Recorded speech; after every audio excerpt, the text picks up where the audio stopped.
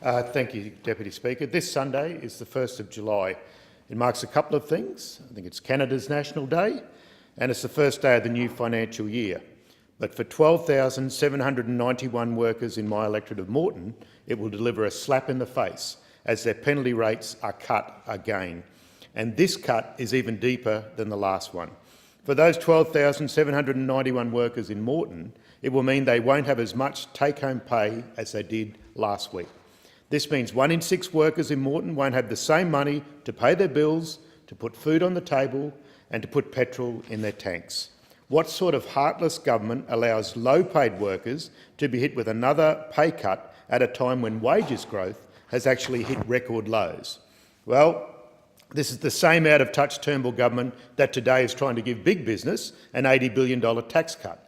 That would include the big banks pocketing an extra $17 billion in this bizarre tax giveaway that Liberals are committed to. Governing is all about priorities and the choices you make.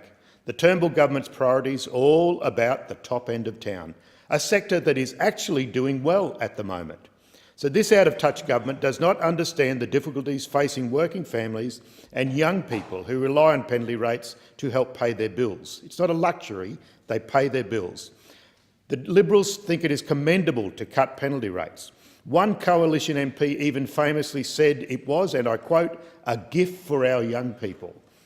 These cuts to penalty rates affect industries where the majority of workers are female, such as retail and hospitality. Women who already suffer from a gender pay gap will further be hit by cuts to penalty rates that they rely on to pay their bills.